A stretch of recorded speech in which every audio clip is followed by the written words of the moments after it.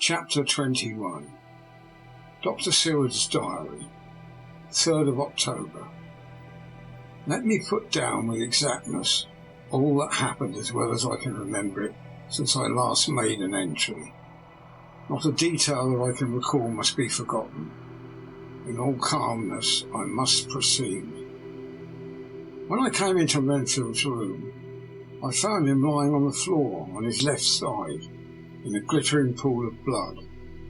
When I went to move him, it became at once apparent that he had received some terrible injuries. There seemed none of that unity of purpose between the parts of the body which marks even lethargic sanity. As the face was exposed, I could see that it was horribly bruised, as though it had been beaten against the floor. Indeed, it was from the face wounds that the pool of blood originated. The attendant, who was kneeling beside the body, said to me as we turned him over, "I think, sir, his back is broken. See, both his right arm and leg, and the whole side of his face are paralysed." How such a thing could have happened puzzled the attendant beyond measure. He seemed quite bewildered. His brows were gathered in as he said, "I can't understand the two things. He could mark his face like that by beating his own head on the floor. I saw a young woman do it once at the Eversfield Asylum before anyone could lay hands on her. And I suppose he might have broke his neck by falling out of bed if he got in an awkward kink. But for the life of me I cannot imagine how the two things occurred. If his back was broke, he couldn't beat his head. If his face was like that before the fall out of bed, there would be marks on it." I said to him, "Go to Dr. Van Helsing and ask him to kindly come here at once. I want him without an instant delay." The man ran off, and within a few minutes the Professor, in his dressing gown and slippers, appeared. When he saw Renfield on the ground, he looked keenly at him for a moment, and then turned to me. I think he recognised the thought in my eyes, for he said very quietly, manifestly for the ears of the attendant, "Ah, a sad accident. He will need very careful watching, and much attention. I shall stay with you myself, but I shall first dress myself. If you will remain here, I shall in a few minutes join you." The patient was now breathing stertorously, and it was easy to see that he had suffered some terrible injury. Van Helsing returned with extraordinary celerity, bearing with him a surgical case. He had evidently been thinking and had his mind made up, but almost before he looked at the patient he whispered to me, "Send the attendant away. He must be alone with him when he becomes conscious after the operation." So I said, "I think that will do now, Simmons. We have done all that we can at present. You had better go to your round, and Dr. Van Helsing will operate. Let me know instantly if there be anything unusual elsewhere." The man withdrew, and we went into strict examination of the patient. The wounds of the face were superficial. The real injury was a depressed fracture of the skull, extending right up through the motor area. The Professor thought for a moment, and said, "We must reduce the pressure to get back to normal conditions, as far as can be. The rapidity of the suffusion shows the terrible nature of his injury. The whole motor area seems affected. The suffusion of the brain will increase quickly, so we must trepine it at once, or it may be too late." As he was speaking, there was a soft tapping at the door, and I went over and opened it, and found in the corridor without Arthur and Quincy, in pyjamas and slippers. The former spoke. "I heard your man call up Dr. Van Helsing, and tell him of an accident, so I woke Quincy, or rather called for him, as he was not asleep. Things are moving too quickly and too strangely for sound sleep for any of us these times. I've been thinking that tomorrow night we'll not see things as they have been. We have to look back and forward a little more than we have done. May we come in?" I nodded and held the door open till they had entered, then I closed it again. When Quincy saw the attitude and state of the patient, and noted the horrible pool on the floor, he said softly, "My God, what's happened to him, poor devil?" I told him briefly, and added that we expected he would recover consciousness after the operation. for a short time at all events. He went at once and sat down on the edge of the bed with Godalming beside him. We all watched in patience. "We shall wait," said Van Helsing, "just long enough to fix the best spot for Transylvania, so that we may most quickly and perfectly remove the blood clot, for it is evident that the hemorrhage is increasing." The minutes during which we waited passed with fearful slowness. I had a horrible sinking feeling in my heart, and from Van Helsing's face I gathered that he felt some fear or apprehension as to what was to come. I dreaded the words that Renfield might speak. I was positively afraid to think, but the conviction of what was coming was on me, as I have read of men who have heard the death watch. The poor man's breathing came in uncertain gasps. Each instant he seemed as though he would open his eyes and speak, but then there would follow a prolonged stertorous breath, and he would relapse into a more fixed insensibility. Inured as I was to sick beds and death, the suspense grew and grew upon me. I could almost hear the beating of my own heart, and the blood surging through my temples sounded like the blows from a hammer. The silence finally became agonizing. I looked at my companions, one after another, and saw from their flushed faces and damp brows that they were enduring equal torture. There was a nervous suspense over us all, as though overhead some dread bell would peal out powerfully when we should least expect it. At last there came a time when it was evident that the patient was sinking fast. He might die at any moment. I looked up at the Professor and caught his eyes fixed on mine. His face was sternly set as he spoke. "There is no time to lose. His words may be worth many lives. I have been thinking, sir, as I stood here. It may be there is a soul at stake. We shall operate just above the ear." Without another word he made the operation. For a few moments the breathing continued to be stertorous, and then there came a breath so prolonged that it seemed as though it would tear open his chest. Suddenly his eyes opened and became fixed in a wild, helpless stare. This was continued for a few moments, then it softened into a glad surprise, and from the lips came a sigh of relief. He moved convulsively. As he did so, said, "I'll be quiet, Doctor. Tell them to take off the strait waistcoat. I have had a terrible dream, and it has left me so weak that I cannot move. What's wrong with my face? It feels all swollen and it smarts dreadfully." He tried to turn his head, but even with the effort his eyes seemed to grow glassy, so I gently put it back. Then Van Helsing said in a quiet, grave tone, "Tell us your dream, Mr. Renfield." As he heard the voice, his face brightened through its mutilation, and he said, "That is Dr. Van Helsing. How good it is for you to be here. Give me some water, my lips are dry. I shall try to tell you. I dreamed—" He stopped and seemed fainting. I yelled quietly to Quincy, "The brandy, it's in my study, quick." He flew and returned with a glass, a decanter of brandy and a carafe of water. We moistened the parched lips and the patient quickly revived. It seemed, however, that his poor injured brain had been working in the interval. When he was quite conscious, he looked at me piercingly, with an agonized confusion which I shall never forget, and said, "I must not deceive myself. It was no dream, but all a grim reality."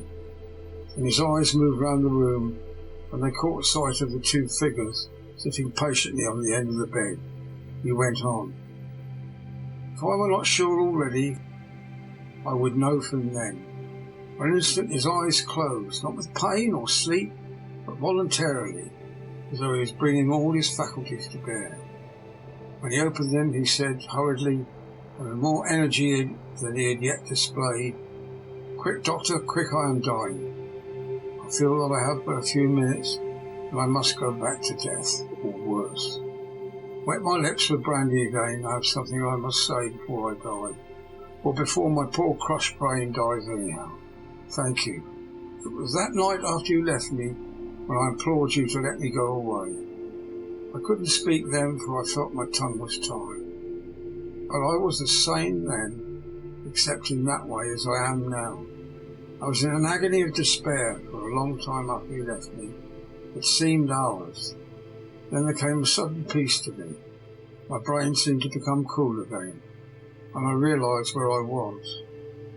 I heard the dogs bark behind our house, but not where he was. As he spoke, Van Helsing's eyes never blinked, but his hand came out and met mine and gripped it hard. He did not, however, betray himself, and nodded slightly and said, "Go on." In a low voice, Renfield proceeded. He came up to the window in the mist.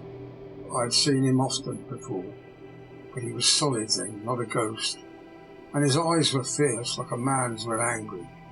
He was laughing with his red mouth. The sharp white teeth glinted in the moonlight, and he turned to look back over the belt of trees where the dogs were barking.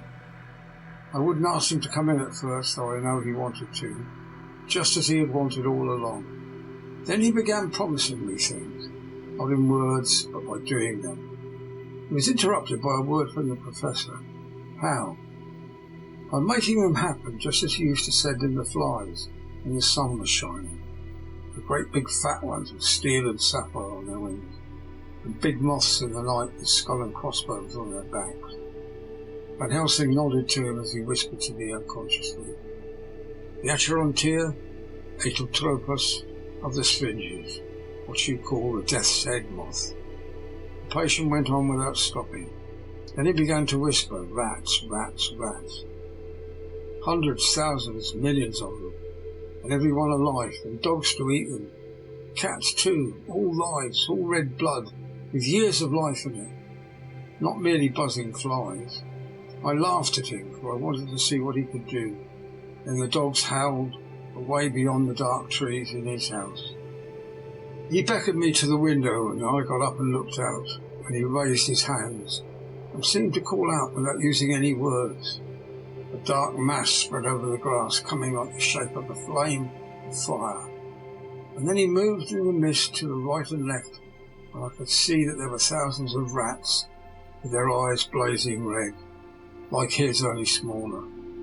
He held up his hand and they all stopped, and I thought he seemed to be saying, all these lives I will give to you, I and many more, and greater throughout countless ages, if you will fall down and worship me. And then a red cloud like the colour of blood seemed to close over my eyes, and before I knew what I was doing, I found myself opening the sash, saying to him, "Come in, Lord and Master." The rats were all gone. He slid into the room through the sash, but it was only an inch wide, just as the moon herself has often come in through the tiniest crack, and stood before me in all her size and splendour. His voice was weaker, though I moistened his lips with the brandy again, and he continued. But it seemed as though his memory had gone on working in the interval, for his story was further advanced. I was about to call him back to the point, but Van Helsing whispered to me, "Let him go on, do not interrupt him. He cannot go back, and maybe could not proceed at all, once he had lost the thread of his thought." He proceeded. All day long I waited to hear from him, but he did not send me anything, not even a blowfly. And when the moon got up, I was pretty angry with him. When he slid in through the window, though it was shut, and did not even knock, I got mad with him. He sneered at me, and his white face looked out of the mist with his red eyes gleaming, and he went on as though he owned the whole place, and I was no one. He didn't even smell the same as he went by me. I couldn't hold him. I thought that somehow Mrs. Harker had come into the room. The two men sitting on the bed stood up and came over, standing behind him so that he could not see them, but where they could hear better. They were both silent. But the professor started and quivered. His face, however, grew grimmer and sterner still. Renfield went on, without noticing. When Mrs. Harker came in to see me this afternoon, she wasn't the same. It was like tea after the teapot had been watered. Here we all moved, but no one said a word, and he went on. I didn't know that she was still here till she spoke, and she didn't look the same. I don't care for pale people. I like them with lots of blood in them, and hers had all seemed to have run out. I didn't think of it at the time, but when she went away I began to think, and it made me mad to know that he'd been taking the life out of her. I could feel that the rest quivered as I did, but we remained otherwise still. So when he came tonight, I was ready for him. When I saw the mist stealing in, I grabbed it tight. I had heard that madmen have unnatural strength, and as I knew I was a madman, at times anyhow, I resolved to use my power. I and he felt it too, for he had to come out of the mist to struggle with me. I held tight, and I thought I was going to win, for I didn't mean him to take any more of her life, till I saw his eyes. They burned into me, and my strength became like water. He slipped through it, and when I tried to cling to him, he raised me up and flung me down. There was a red cloud before me, and a noise like thunder, and the mist seemed to steal away under the door. His voice was becoming fainter, and his breath more stertorous. Van Helsing stood up instinctively. "We know the worst now," he said. "He is here, and we know his purpose. It may not be too late. Let us be armed the same as we were the other night, but lose no time. There is not an instant to spare."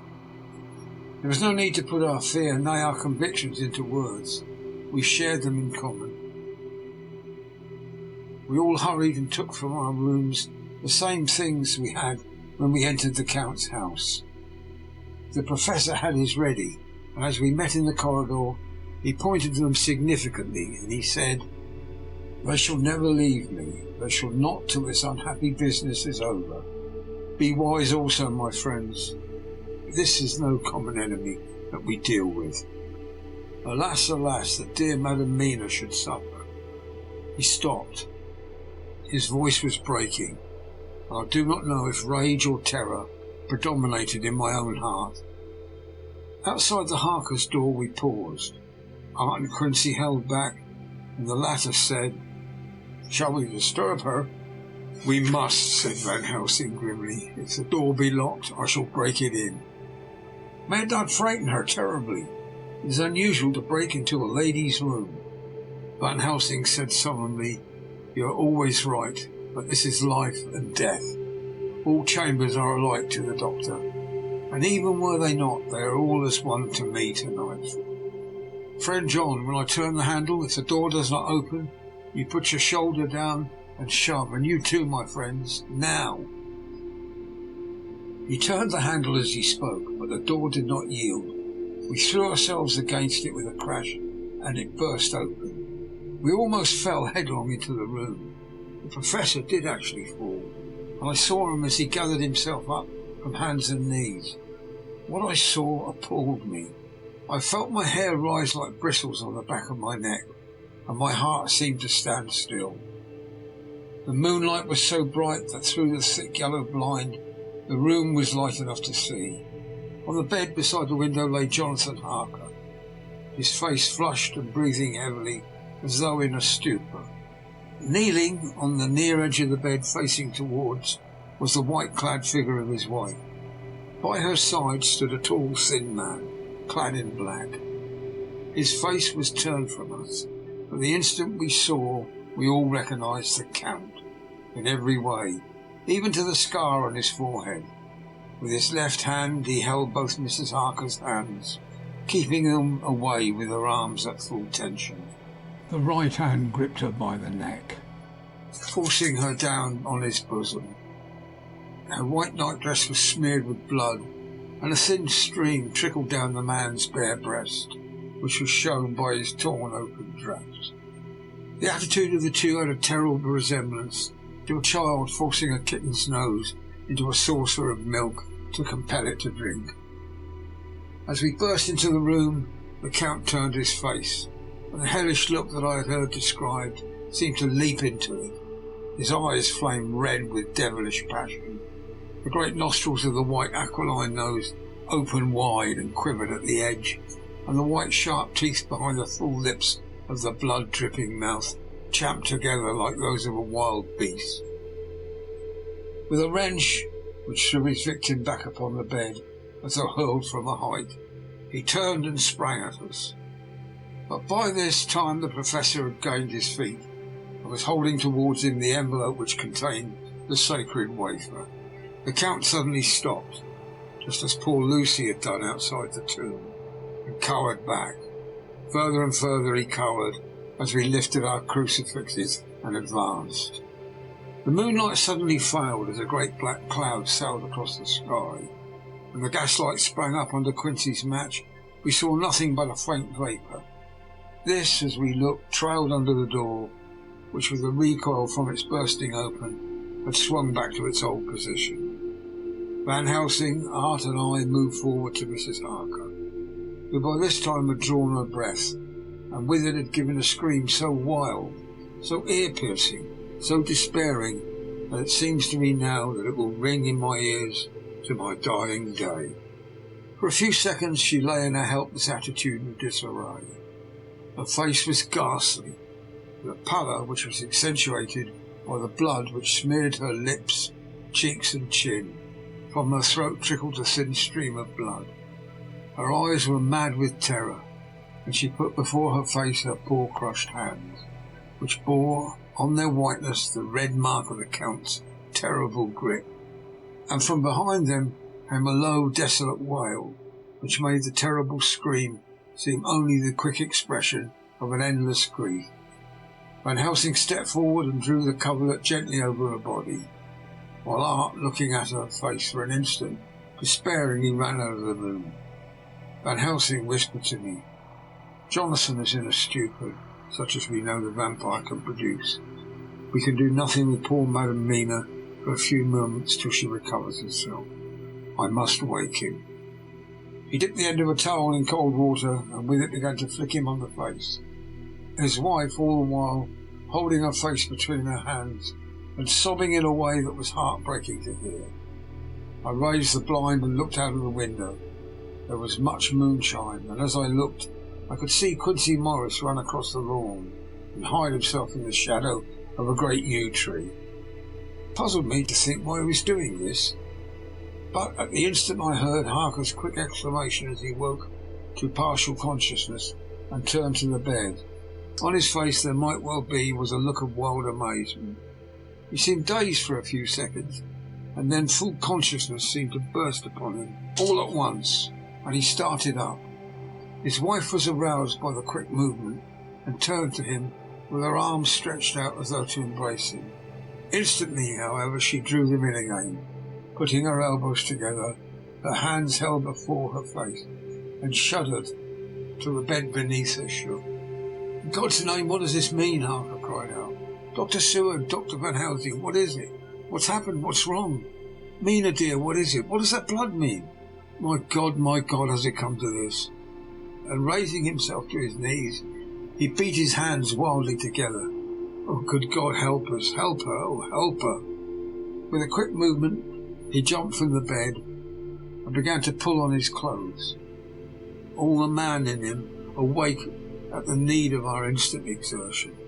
"What has happened? Tell me all about it," he cried without pausing.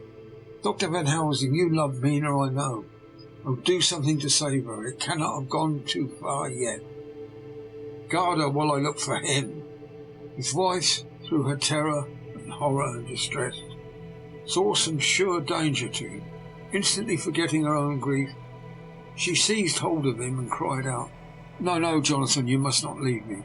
I've suffered enough tonight, God knows, with the dread of this harming you. You must stay with me.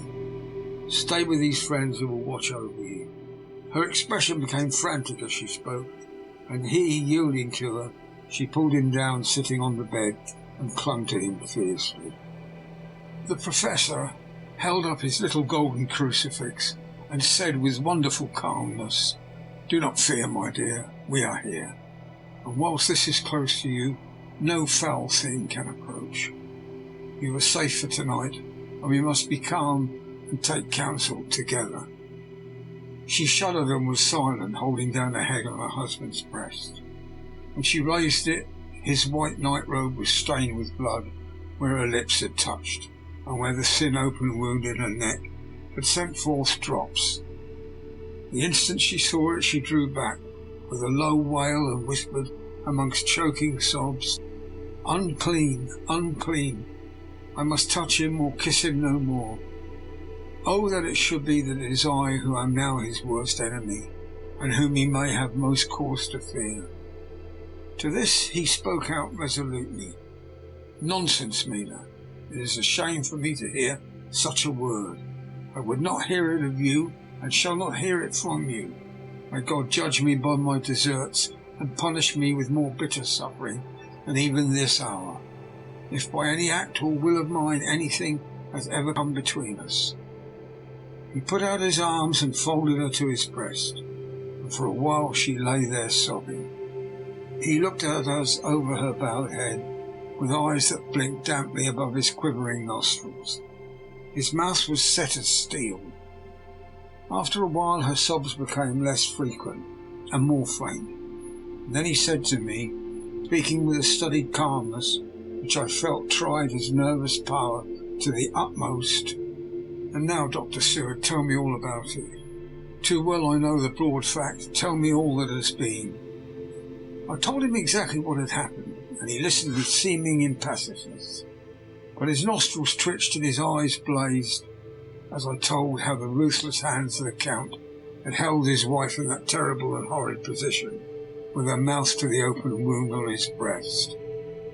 It interested me even at that moment to see that whilst the face of white-set passion worked convulsively over the bowed head, the hands tenderly and lovingly stroked the ruffled hair. Just as I had finished, Quincy and Godalming knocked at the door. They entered in obedience to our summons. Van Helsing looked at me questioningly. I understood him to mean that if we were to take advantage of their coming to divert, if possible, the thoughts of the unhappy husband and wife from each other and from themselves. So on nodding acquiescence to him, he asked them what they had seen or done, to which Lord Godalming answered, "I could not see him anywhere in the passage, or in any of our rooms. I looked in the study, but though he had been there, he had gone. He had, however—" He stopped suddenly, looking at the poor drooping figure on the bed. Van Helsing said gravely, "Go on, friend Arthur. We want here no more concealments. Our hope now is knowing all. Tell freely." So Art went on. He had been there, and though it could only have been for a few seconds, he made a rare hay of the place. All the manuscript had been burned, and the blue flames were flickering amongst the white ashes. The cylinders of your phonograph were too thrown on the fire, and the wax had helped the flames. Here I interrupted. Thank God there's another copy in the safe. His face lit for a moment, but fell again as he went on. I ran downstairs, but I could see no sign of him. I looked into Renfield's room, but there was no trace there, except... Again he paused. "Go on," said Harker hoarsely. So he bowed his head and, moistening his lips with his tongue, added, "Except that the poor fellow is dead." Mrs. Harker raised her head. Looking from one to the other of us, she said solemnly, "God's will be done." I could not but feel that Art was keeping back something, but as I took it in that it was with a purpose, I said nothing. Van Helsing turned to Morris and asked, "And you, friend Quincy, have you any to tell?" "A little," he answered. "It may be much eventually, but at present I can't say. I thought it well to know, if possible, where the Count could go when he left the house. I did not see him, but I saw a bat rise from Renfield's window and flap westward. I expected to see him in some shape go back to Carfax, but he evidently sought some other lair. He will not be back tonight, for the sky is reddening in the east, and the dawn is close. We must work tomorrow." He said the latter words through his shut teeth. For a space of perhaps a couple of minutes there was silence, and I could fancy that I could hear the sound of our hearts beating. Then Van Helsing said, placing his hand very tenderly on Mrs. Harker's head, "And now, Madam Mina, poor dear Madam Mina, tell us exactly what happened. God knows that I do not want that you will be pained. but it is need that we know all. For now, more than ever, has all work to be done quick and sharp, and in deadly earnest. The day is close to us that it must end all, if it may be so, and now is the chance that we may live and learn. Poor dear lady shivered. I could see the tension of her nerves as she clasped her husband closer to her and bent her head lower and lower still on his breast. Then she raised her head proudly and held out one hand to Van Helsing, who took it in his. After stooping and kissing it reverently, held it fast. The other hand was locked in that of her husband, who held his other arm thrown around her protectingly. After a pause, in which she was evidently ordering her thoughts, she began. I took the sleeping draught which you had so kindly given me, but for a long time it did not act. I seemed to become more wakeful, and myriads of horrible fancies began to crowd upon my mind, all of them connected with death and vampires, with blood and pain and trouble. Her husband involuntarily groaned as she turned to him and said lovingly, "Do not fret, dear. You must be brave and strong and help me through the horrible task. If only you knew what an effort it is to me to tell you of this fearful thing at all, you would understand how much I need your help." Well, I saw I must try to help the medicine to work with my will if it was to do me any good, so I resolutely set myself to sleep. Sure enough, sleep must soon have come to me, for I remember no more. Jonathan coming in had not waked me, for he lay by my side when I next remember. There was in the room the same thin white mist that I had before noticed. But I forget now if you know of this. You will find it in my diary, which I shall show you later. I felt the same vague terror which had come to me before, and the same sense of some presence. I turned to wake Jonathan, but found that he slept so soundly that it seemed as if it was he who had taken the sleeping draught, and not I. I tried, but I could not wake him. This caused me great fear, and I looked around terrified. Then indeed my heart sank within me. Beside the bed, as if he had stepped out of the mist, or rather as if the mist had turned into his figure, or it had entirely disappeared, stood a tall, thin man, all in black. I knew him at once from the description of the others. The waxen face, the high aquiline nose, on which the light fell in a thin white line, parted red lips with the sharp white teeth showing between the red eyes that I had seemed to see in the sunset in the windows of St. Mary's Church at Whitby.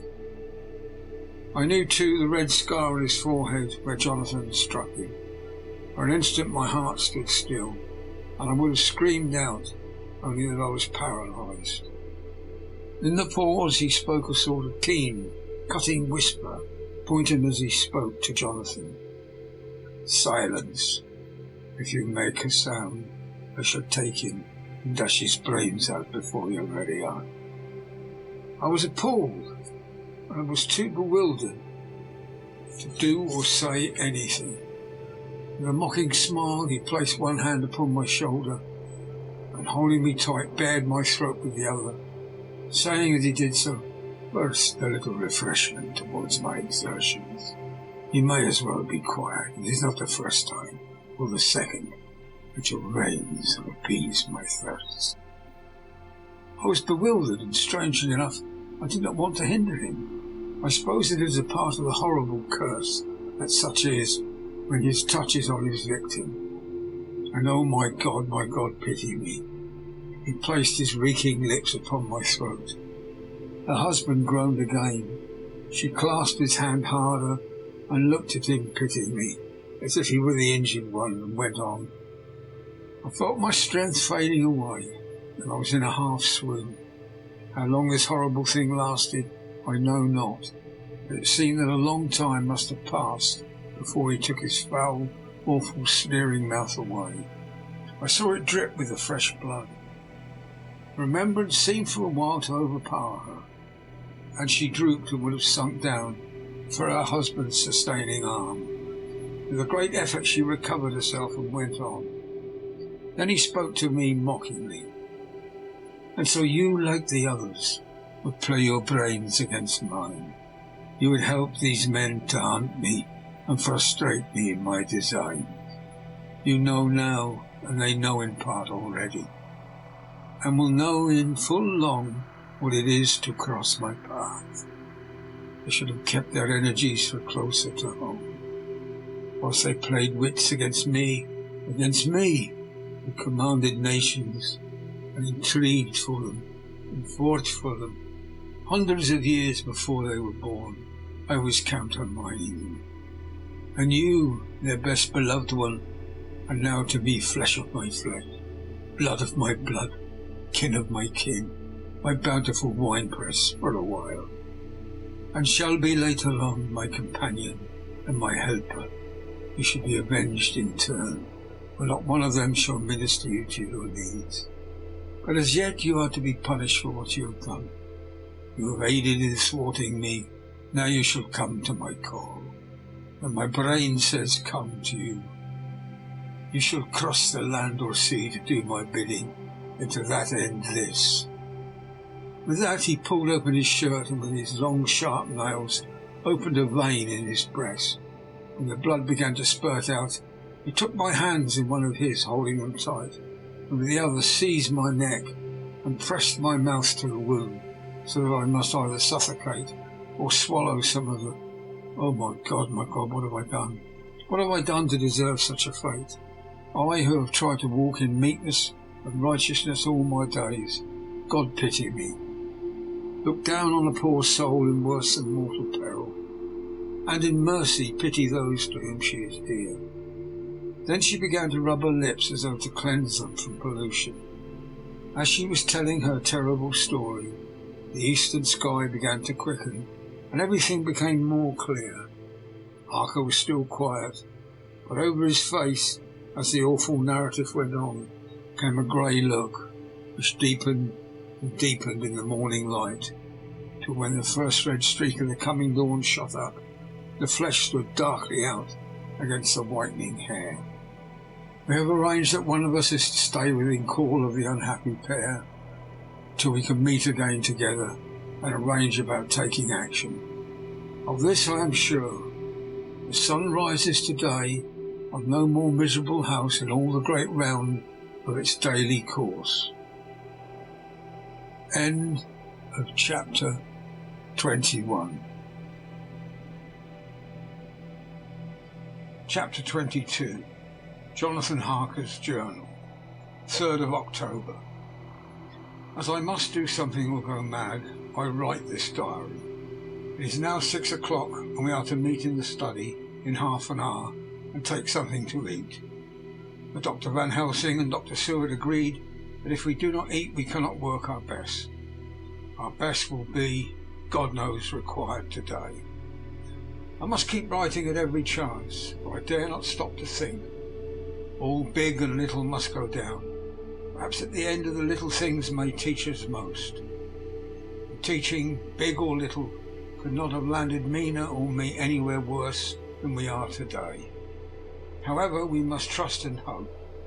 Poor Mina told me just now, with the tears running down her dear cheeks, that it is in trouble and trial that our faith is tested. But we must keep on trusting, and that God will aid us up to the end. The end. Oh my God, what end? To work, to work. When Dr. Van Helsing and Dr. Seward had come back from seeing poor Renfield, we went gravely into what was to be done. First, Dr. Seward told us that when he and Dr. Van Helsing had gone down to the room below, they had found Renfield lying on the floor all in a heap. His face was all bruised and crushed in, and the bones of the neck were broken. Dr. Seward asked the attendant who was on duty in the passage if he had heard anything. He said that he had been sitting down, he confessed to half dozing, when he heard loud voices in the room. Then Renfield had called out loudly several times, "God, God, God."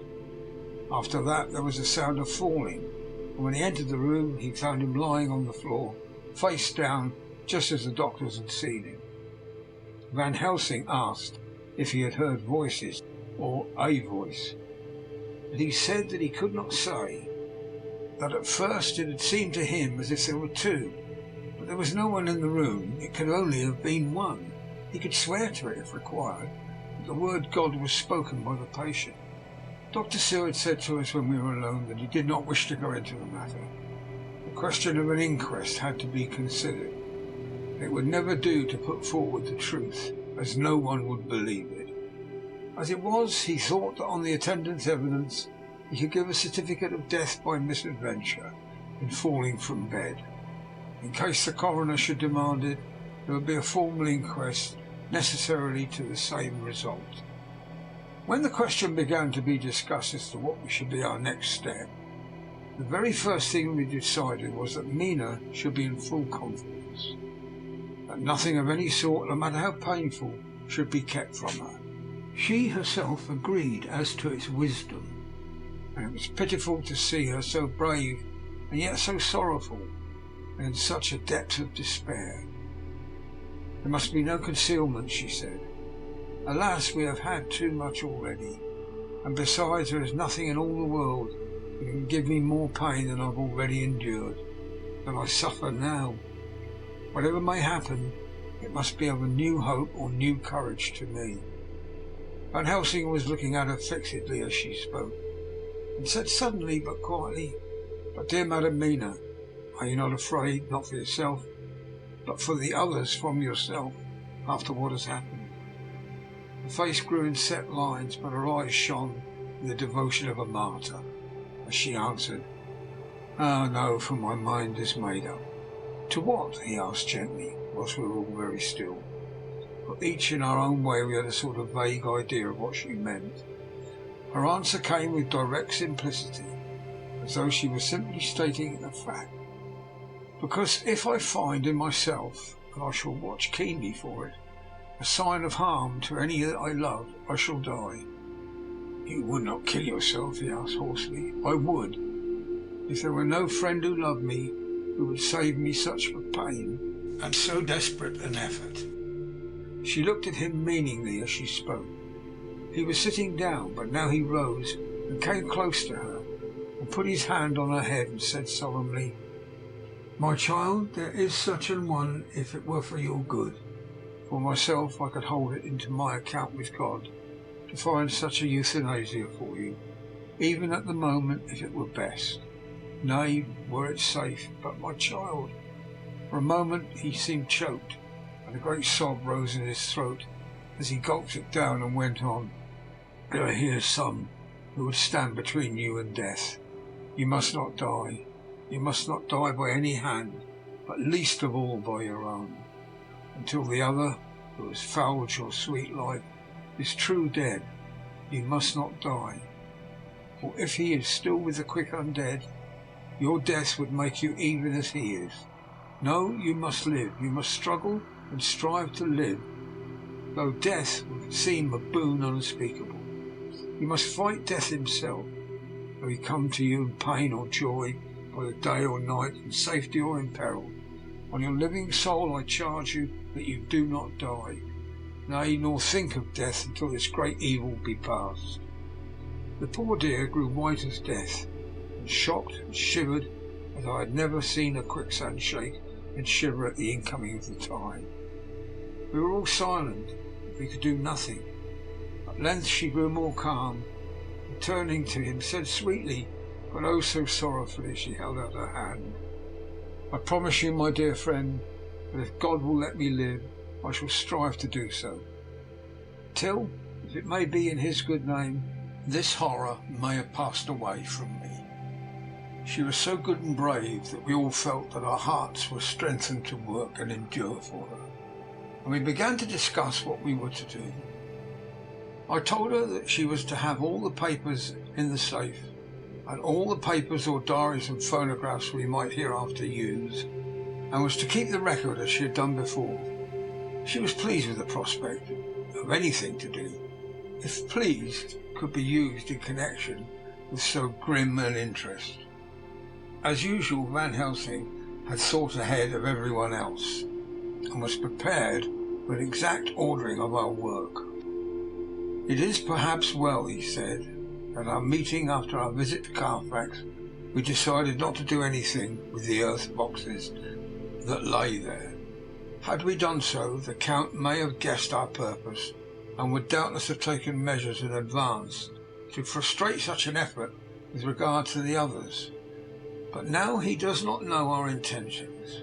Nay, more in all probability, he does not know that such power exists to us as can sterilize his lairs, so he cannot use them as of old. We are now so much further advanced in our knowledge as to their disposition that when we have examined the house in Piccadilly, we may track the very last of them. Today then is ours, and in it rests our hope. The sun that rose on our sorrow this morning guards us in its course. Until it sets tonight, that monster must retain whatever form he now has. He is confined within the limitations of his earthly envelope. He cannot melt into thin air, nor disappear through cracks or chinks or crannies. If he go through a doorway, he must open the door like a mortal.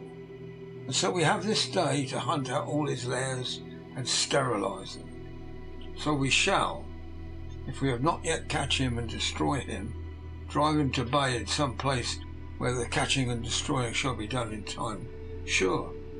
Here I started up, for I could not contain myself at the thought that the minutes and seconds so preciously laden with Mina's life and happiness were flying from us, since whilst we talked action was impossible. But Van Helsing held up his hand warningly. "Nay, friend Jonathan," he said, "in this the quickest way home is the longest way, so your proverbs say. We shall act, and act with desperate quick, when the time has come. But think, in all probable, the key of the situation is in that house in Piccadilly. The Count may have many houses which he has bought. Of them he will have deeds of purchase, keys and other things. He will have paper that he write on. He will have his book of cheques. There are many belongings that he must have somewhere. Why not in this place so central, so quiet, where he come and go by the front or back at all hour, when in the very vast of the traffic there is none to notice. We shall go there and search that house. When we learn what it holds, then we'll do what our friend Arthur called, in his phrases of hunt, stop the earths. And so we run down our old fox. Is that not so hard?" "And let us come at once," I cried. "We are wasting precious time." The Professor did not move, but simply said, "And how are we to get into that house in Piccadilly?" "Anyway," I cried, "we shall break in if need be." "And your police, where will they be, and what will they say?" I was staggered, for I knew that if he wished to delay he had a good reason for it. So I said, as quietly as I could, "Don't wait more than we need be. You know, I am sure, what torture I am in." "Ah, my child, that I do, and indeed there is no wish of me to add to your anguish. But just think, what can we do until all the world be at movement? Then will come our time. I have thought and thought, and it seems to me the simplest way is the best of all. Now we wish to get into the house, but we have no key, is it not so?" I nodded. "And suppose that you were in truth the owner of that house, and could still get in it, and think there was to you no conscience of the housebreaker, what would you do?" "I should get a respectable locksmith and tell him to set to work to pick the lock for me." "And your police, they would interfere, would they not?" "Oh no, not if they knew the man was properly employed."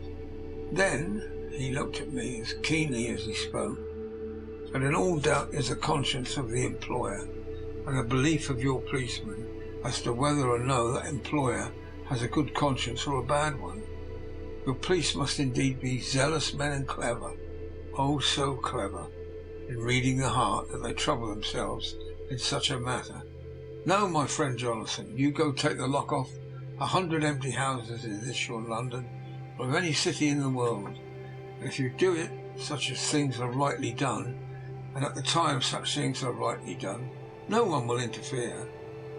I have read of a gentleman who owned so fine a house in London, and when he went for months of summer to Switzerland and lock up his house, some burglar came and broke the window at the back and got in.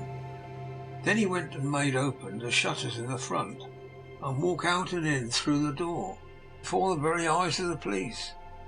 He then had an auction in that house and advertised it and put up a big notice, and when the day come, he set off by a great auctioneer all the goods of the other man who owned them. Then he go to a builder and sell him the house, making an agreement that if he pull it down and take away all within a certain time, and your police and other authority help him all they can. And when that owner came back from his holiday in Switzerland, he found only an empty hole where his house had been. This was all done en règle, and in our work we shall be en règle too. We shall not go so early that the policemen, who have then little to think of, shall deem it strange, but we shall go after 10 o'clock, when there are many about, and such things would be done were we indeed owners of the house. I could not but see how right he was, and the terrible despair of Mina's face became relaxed. I thought there was hope in such good counsel. Van Helsing went on. When once within the house, we may find more clues. At any rate, some of us can remain there, whilst the rest find the other places, where there be more earth boxes, Bermondsey and Mile End. Lord Godalming stood up. I can be of some use here, he said. I shall wire to my people to have horses and carriages where they will be most convenient. Look here, old fellow, said Morris. It's a capital idea to have ready in case we don't want to go horsebacking.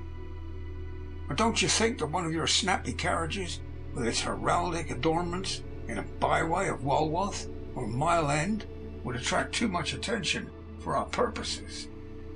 It seems to me that we ought to take cabs when we go south or east, and then leave them somewhere near the neighbourhood where we're going to.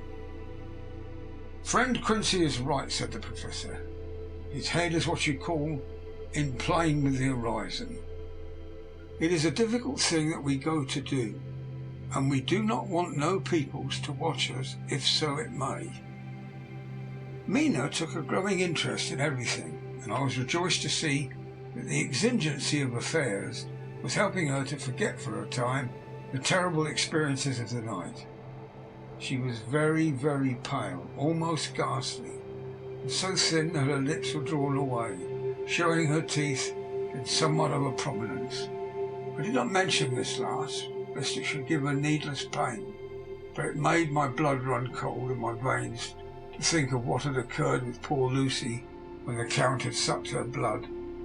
As yet there was no sign of the teeth growing sharper, but the time as yet was short, and there was time for fear. When we came to the discussion of the sequence of our efforts and of the disposition of our forces, there were new sources of doubt. It was finally agreed that before starting for Piccadilly we should destroy the Count's lair close at hand, lest he should find it out too soon. We should thus be still ahead of him in our work of destruction, and his presence in his purely material shape, and at his weakest, might give us some new clue. As to the disposal of forces, it was suggested by the Professor that after our visit to Carfax we should all enter the house in Piccadilly, that the two doctors and I should remain there, whilst Lord Godalming and Quincy found the lairs at Walworth and Mile End and destroyed them. It was possible, if not likely, the Professor urged, that the Count might appear in Piccadilly during the day. If so, we might be able to cope with him then and there. At any rate, we may be able to follow him in force. To this plan I strenuously objected, and as far as my going was concerned, for I said that I intended to stay and protect Mina. I thought that my mind was made up on the subject, but Mina would not listen to my objection.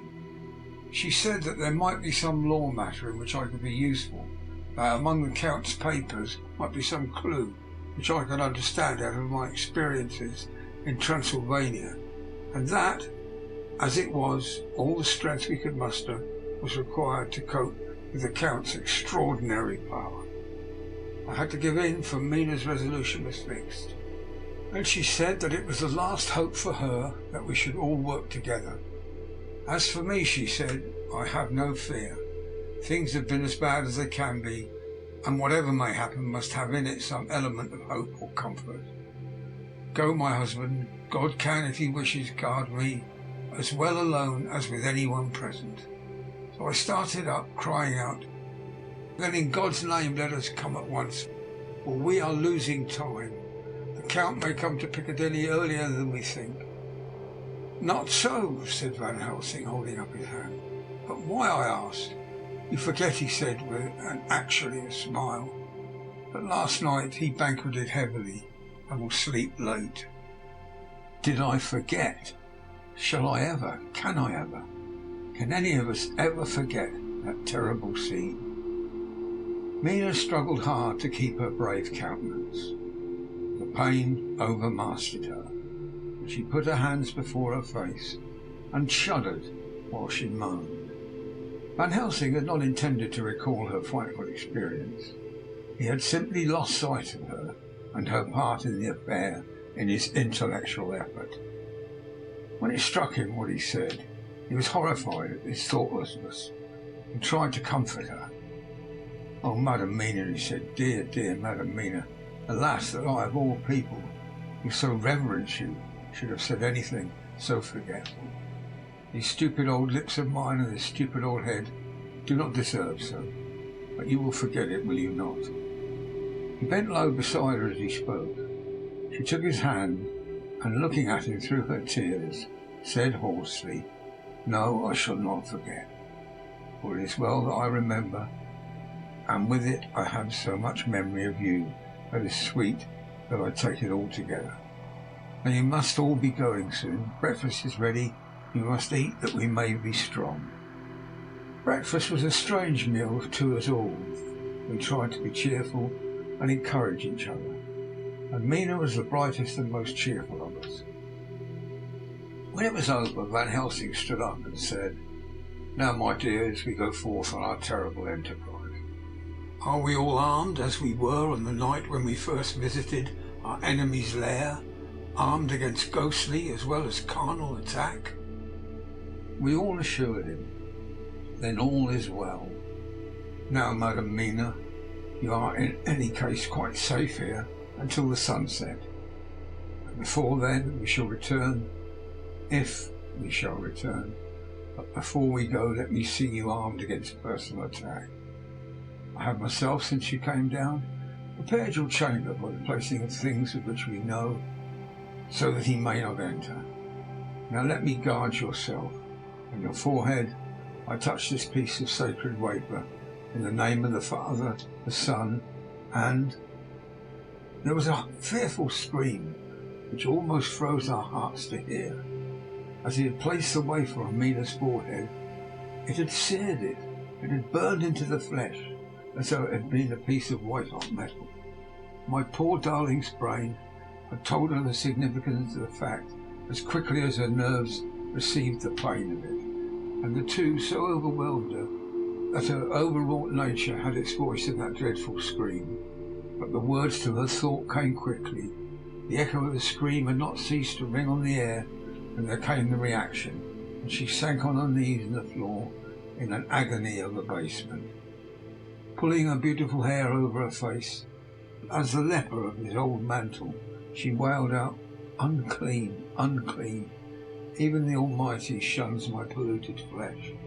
I must bear this mark of shame upon my forehead until Judgment Day." They all paused. I had thrown myself beside her in an agony of helpless grief. Putting my arms round her, held her tight. For a few minutes our sorrowful hearts beat together, whilst the friends around us turned away, their eyes that ran tears silently. Then Van Helsing turned and said gravely, so gravely that I could not help feeling he was in the same way inspired and was stating things outside himself, "It may be that you may have to bear that mark till God himself see fit, as he most surely shall on the Judgment Day, to redress all wrongs of the earth and of his children that he has placed thereon. And oh, Madam Mina, my dear, we who love you be there to see, when that red scar, the sign of God's knowledge of what has been, shall pass away, and leave your forehead as pure as the heart we know. For surely as we live, that scar shall pass away, when God sees right to lift the burden that is hard upon us. Till then we bear our cross, as his Son did, in obedience to his will. It may be that we are chosen instruments of his good pleasure, and that we ascend to his bidding as that other through stripes and shame, through tears and blood, through doubts and fears, and all that makes the difference between God and man. There was hope in his words and comfort, and they made for resignation. Mina and I felt so, and simultaneously we took hold of one of the old man's hands, bent over and kissed it. And then without a word we all knelt down together, and holding hands swore to be true to each other. We men pledged ourselves to raise the veil of sorrow from the head of her whom, each in his own way, we loved, and we prayed for help and guidance in the terrible task which lay before us. It was then time to start, so I said farewell to Mina, a parting which neither of us shall forget to our dying day, and we set out. To one thing I have made up my mind. If we find that Mina must be a vampire in the end, and she shall not go into that unknown and terrible land alone.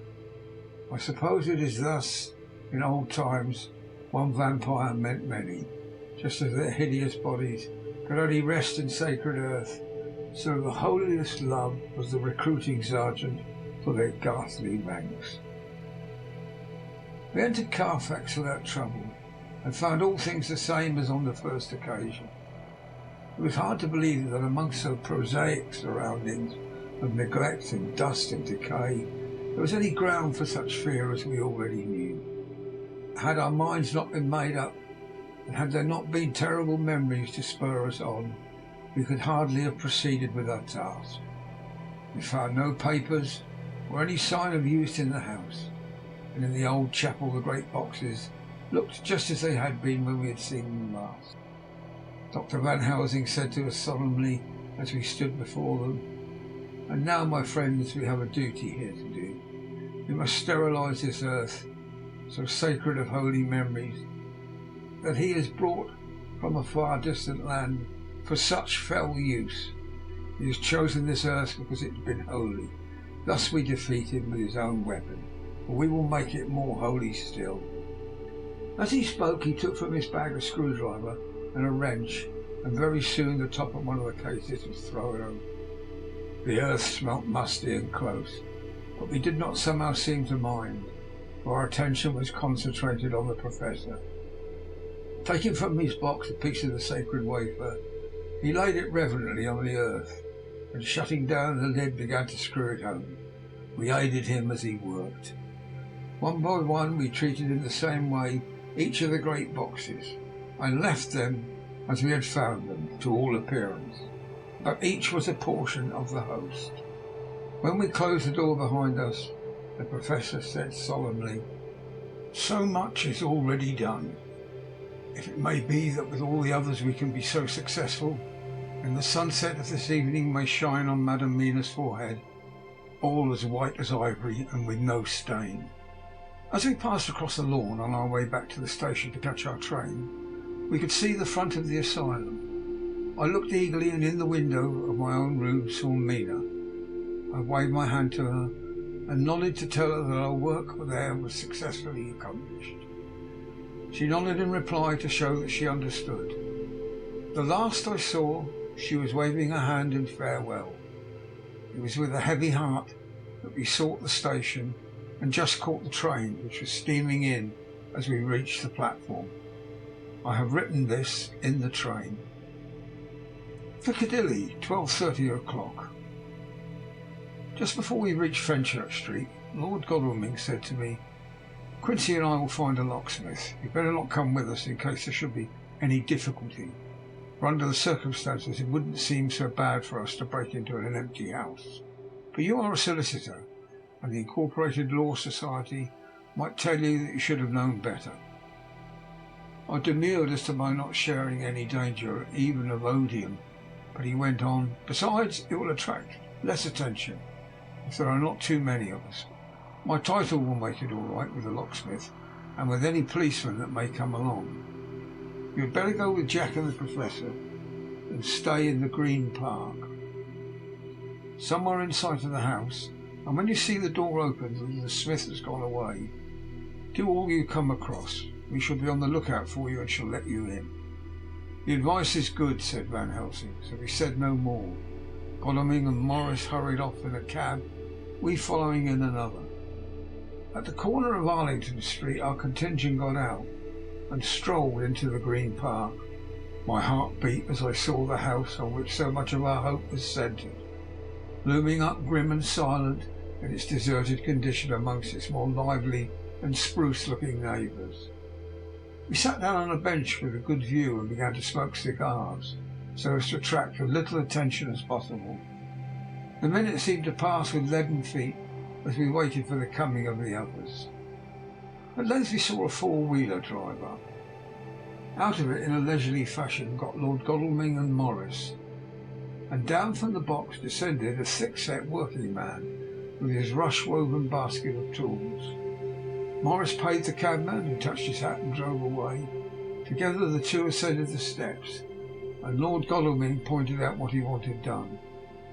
The workman took off his coat leisurely and hung it on one of the spikes of the rail, saying something to a policeman who had just then sauntered along. The policeman nodded acquiescence, and the man kneeling down placed his bag beside him. After searching through it, he took out a selection of tools, which he produced to lay beside him in an orderly fashion. Then he stood up, looked into the keyhole, blew into it, and turning to his employers made some remark. Lord Godalming smiled, and the man lifted a good-sized bunch of keys, selecting one of them, and began to probe the lock, as if feeling his way with it. After fumbling about for a bit, he tried a second, then a third.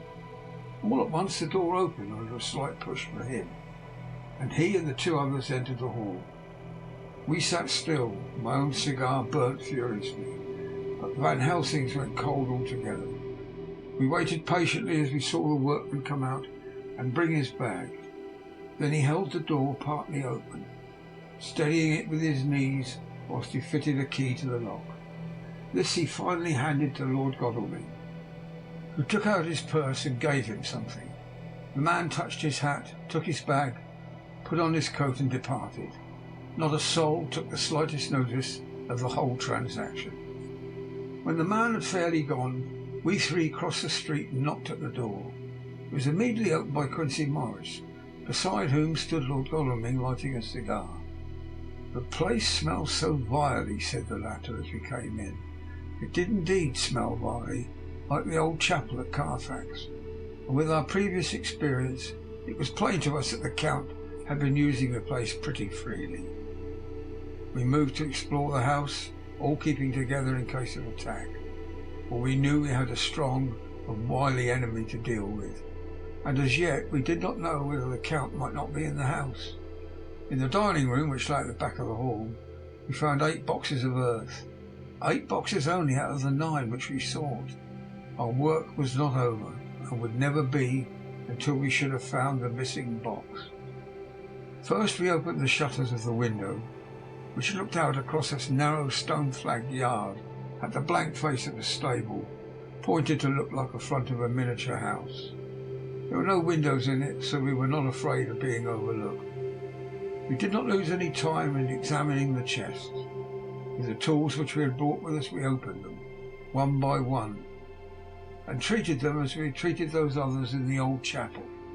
It was evident to us that the Count was not present in the house, and we proceeded to search for any of his effects. After a cursory glance at the rest of the rooms, from basement to attic, we came to the conclusion that the dining room contained any effects which might belong to the Count, so we proceeded to minutely examine them. They lay in a sort of orderly disorder on the great dining room table. There were title deeds of the Piccadilly house in a great bundle, deeds of the purchase of the houses at Mile End and Bermondsey, notepaper, envelopes, pen, ink. All were covered up in a thin wrapping paper to keep them from dust. There was also a clothes brush and a comb, a jug and a basin, the latter containing dirty water which was reddened as if with blood. Last of all was a little heap of keys of all sorts of sizes, probably those belonging to the other houses. When we had examined this last one, Lord Godalming and Quincy Morris, taking accurate notes of the various addresses of the houses in the east and south, took with them the keys in a great bunch and set out to destroy the boxes in these places. The rest of us are, with what patience we can, waiting their return, or the coming of the Count. End of chapter 22.